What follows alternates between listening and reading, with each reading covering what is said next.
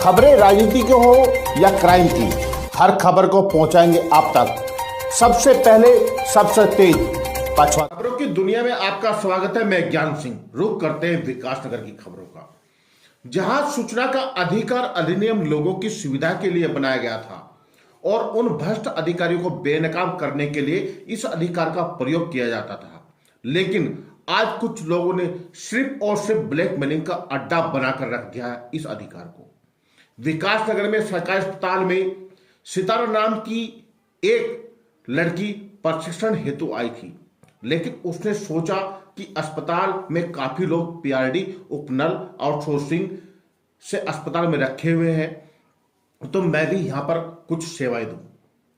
लेकिन सितारा अस्पताल में अपनी सेवाएं फ्री दे रही थी, इस भरोसे कि डॉक्टरों को उस पर और उसकी गरीब पर कभी तो तरस आएगा और उसको अस्पताल में आउटसोर्सिंग पर रख लिया जाएगा, क्योंकि डॉक्टरों के रहमो करम पर पहले ही कुछ लोगों को रखा गया है और इसी अस्पताल में बिना किसी वेतन के 3 साल सितारे ने लगा दिए। अस्पताल ने उसके दरियादिली का भरपूर फायदा उठाया।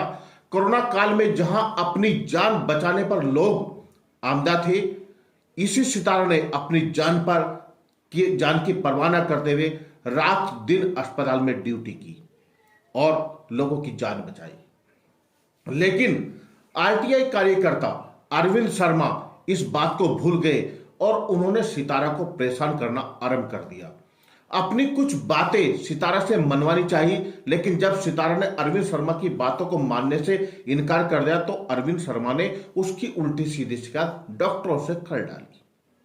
20 तारीख को पत्र लिखा, सितारा को अस्पताल से बाहर का रास्ता दिखाया जाए, जिस पर आहत होकर सितारा ने जहर खाकर अपनी जान देनी उचित समझी। लेकिन अरविंद शर्मा जैसे को अपना हमबिस्तर बनना गवारा नहीं समझा। एक लड़की की मजबूरी का फायदा उठाकर उसने इतना प्रताड़ित किया कि वो लड़की अपनी जान देने पर मजबूर हो गई। पुलिस ने अरविंद शर्मा पर बहुत ही हल्की धाराओं में मामला दर्ज किया है और पर्दा डालने की कोशिश की है पूरे मामले में। जबकि हम आपको बताते चले कि अरविंद शर्मा का यह कोई पहला मामला नहीं है जहां पर उसने आरटीआई के नाम पर लोगों के साथ ब्लैकमेलिंग ना की हो।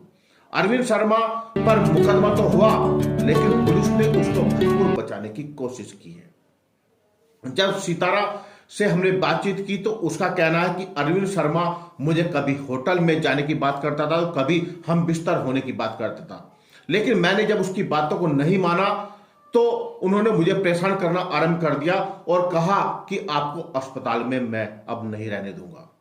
एक गरीब लड़की और उसको इतना परेशान कर देना कि वह अपनी जान लेने पर उतारू हो जाए। आखिर किस ओर जा रहा है हमारा समाज? आइए देखते हैं विकासनगर से ज्ञान सिंह की यह खास रिपोर्ट। कुछ दिन पूर्व आपने जहर खाया था, क्यों खाया था? अरविंद शर्मा हॉस्पिटल में आते और मुझसे मतलब ऐसी बातें करते कि मेरे साथ वहाँ चलो, होटल में चलो, या मतलब मेरे से पहले 1 साल पहले उसने नंबर मांगा। फिर उसके बाद वो रोज आते और मतलब ये बोलते हैं मुस्लिम हो तुम, मतलब यहाँ काम नहीं कर सकती, या तो मेरा कहना मानो या फिर उसके बाद यहाँ से तुझे हॉस्पिटल से निकाल दिया जाएगा। क्या कहना मनवाना चाहता था वो आपसे? किस चीज की डिमांड वो कर रहा था आपसे लगातार? शारीरिक संबंध बनाने के लिए। फिर आपने क्या कहा? मैंने कहा मैं आपसे बहुत छोटी हूँ, मेरी एज बहुत छोटी है, आप बहुत बड़े हो मुझसे। तो मैडम आरटीआई लगाता था, क्यों लगाता था वो? वहाँ इतने लोग काम कर रहे और किसी से क्वेश्चन नहीं करता, वो मुझसे ही क्वेश्चन करता था। और भी लड़कियां हैं वहाँ पर, मुस्लिम लड़की मैं ही हूँ वहाँ केजी हॉस्पिटल। मुझे एक चीज बताइए, अस्पताल में चाहे वहां पर दीपिका हो या अन्य हो या स्वेंदु हो वहां पर, या और कई लोग ऐसे हैं जो अनौठाई तरीके से रखे गए हैं, जिनको वहां पर एक जो चिकित्सा टीम होती है उसके द्वारा रखा गया है, उस संस्था के द्वारा रखा गया है, कुछ पीआरडी के द्वारा रखे गए हैं, वहां पर कुछ अन्य पद पर रखे गए हैं, आउटसोर्स रखे गए हैं। तो क्या उनके खिलाफ कोई कार्रवाई नहीं अभी तक? नहीं, बाकी किसी के खिलाफ कुछ पूछते ही नहीं। वो पूछता तो मुझसे ही है क्वेश्चन। मैंने तो उसे इतनी बार बोला, मैंने कहा मुझसे क्यों लगा रहा, तो आईटीआई उन पे लगाना जो यहाँ पे परमानेंट वाले। आप इतने सालों से अस्पताल में काम कर रहे हो, डॉक्टर के शर्मा ने आपको रखा था। जी सर। के शर्मा ने क्या कहा था आपको, किस बात को लेकर रखा था? के शर्मा ने मुझे बोला था कि मतलब मैं उनसे मिली थी तो उन्होंने बोला कि तेरे माँ बाप नहीं है तो हम ही तेरे माँ बाप हैं और हम तुम्हें यहाँ या तो मतलब ओपनल के थ्रू रखवा देंगे और अभी कुछ दिन के बाद उसके कुछ दिन के बाद उनका मतलब एक्सपायर हुआ। अच्छा। उसके बाद मतलब डॉक्टर विजय आए तो तब से मतलब डॉक्टर विजय भी मुझे कुछ नहीं बोलते मगर कहने का मतलब है अरविंद शर्मा डॉक्टर विजय को बोलता है कि इस लड़की को यहाँ से निकालें। ऐसा क्यों मैडम?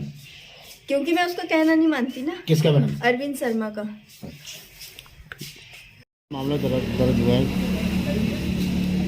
ये अरविंद शर्मा वाला, क्या मामला था? हाँ, एक पीड़िता द्वारा केदारवाला के रहने वाली हैं, उन्होंने अरविंद शर्मा निवासी लक्ष्मणपुर के विरुद्ध 354 घ और 109 आईपीसी का मुकदमा दिखाया है जिसकी विवेचना की जा रही है। क्या मामला था, कुछ थोड़ा सा डिटेल्स हैं जो बता सकते हैं? देखिए, अभी पीड़िता के बयान नहीं हुए हैं क्योंकि वो अभी अस्वस्थ है जी।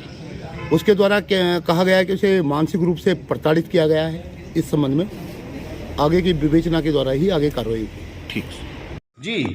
डॉक्टर साहब, एक यहाँ पे कर्मचारी, चाहे वो भले ही यहाँ पर आप उसको सैलरी दे रहे थे नहीं दे रहे थे, मानदेय दे रहे थे नहीं दे रहे थे, लेकिन वो यहाँ पर फिर भी अस्पताल में अपनी सेवाएं दे रही थी। उसने कल परेशान होकर, पीड़ित होकर उसने पॉइजन खा लिया है। आज उसकी स्थिति खतरे में है और वो आईसीयू में भर्ती है।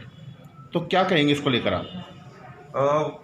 ये लड़की हमारे यहाँ पे पहले प्रशिक्षण के लिए आई थी, अभी अपने अनुभव के लिए बिना किसी वेतन के यहाँ पे काम कर रही थी, लेकिन कुछ आरटीआई एक्टिविस्ट पता नहीं क्यों इसको बार बार इसके बारे में सूचना अधिकार लगाते हैं।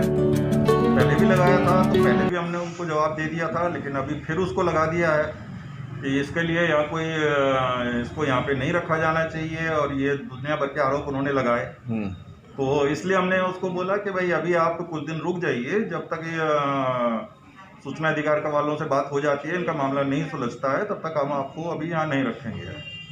तो उसके बाद कल मुझे पता चला कि उसने कुछ जहर खा लिया है। उसके बाद यहाँ हॉस्पिटल आई थी, वो फर्स्ट एड वगैरह देखे, उसको फिर आगे अस्पताल के लिए भेज दिया गया। डॉक्टर साहब, ऐसे कई अनऑथराइज्ड बंदे हैं जिनको हॉस्पिटल में रखा गया है, चाहे वो दीपिका हो, चाहे वो आपकी लैब में हो जो हिमाचल से लड़की आती है, या अन्य 2-3 बंदे और हों, उनको अनऑथराइज्ड। जबकि अगर जिस लड़की ने जहर खाया है वो लड़की तो यहाँ पर प्रशिक्षण के लिए आई थी, प्रशिक्षण के बाद वो यहाँ पर सेवाएं दे रही थी, वो तो फिर भी अधिकार है, उसका हक है, वो यहाँ पर काम कर सकती है। लेकिन जो बिल्कुल अनऑथराइज्ड तरीके से रखे गए, उनका पैसा कहाँ से आ रहा है? क्या उनका पैसा आप दे रहे हैं या सरकार दे रही है? ऐसे अनऑथराइज्ड कर्मचारियों के बारे में अभी आपके द्वारा मुझे जानकारी दी गई है, मैं उसके बारे में पता करूंगा। कोई अनऑथराइज्ड होगा तो उनको बिल्कुल हटाया जाएगा, यहाँ से नहीं रखा जाएगा। दूसरा सवाल, जो पीछे मेडिकल स्टोर है, पीछे का दरवाज़ा आपके अस्पताल के रूल के हिसाब से बंद होना चाहिए, लेकिन वो दरवाज़ा खोल दिए गए सिर्फ उस अस्पताल के द्वारा, यहाँ के डॉक्टर के द्वारा उसको लाभ पहुँचाने के लिए, वहाँ से दवाइयाँ क्रय करने के लिए, लेकिन उस दरवाजे को आज तक भी बंद नहीं किया गया। क्या कोई राजनीतिक प्रेशर है? नहीं, कोई राजनीतिक प्रेशर नहीं है, लेकिन उसको मेरे समय में तो नहीं, मैं तो अभी आया हूँ। पहले मैंने सुना एक बार बंद किया गया था, लेकिन लोगों का कहना है कि हमें फिर उधर बड़ा घूम के जाना पड़ता है, तो इसलिए कि दिन में इसको दोनों टाइम दोनों दरवाजे खुले रहने दीजिए। नहीं, लोगों को घूम के जाना पड़ता है। लोगों को क्यों जाना पड़ता है घूम के? ऐसी क्या आवश्यकता है लोगों की जो उनको घूम के जाना पड़ता है? ऐसी कौन सी दवाई है जो यहाँ पर अवेलेबल नहीं है, जो बाहर से लेनी पड़ती है? कुछ दवाइयाँ हैं ऐसी जो बीच बीच में कभी खत्म हो जाती है, तब लेना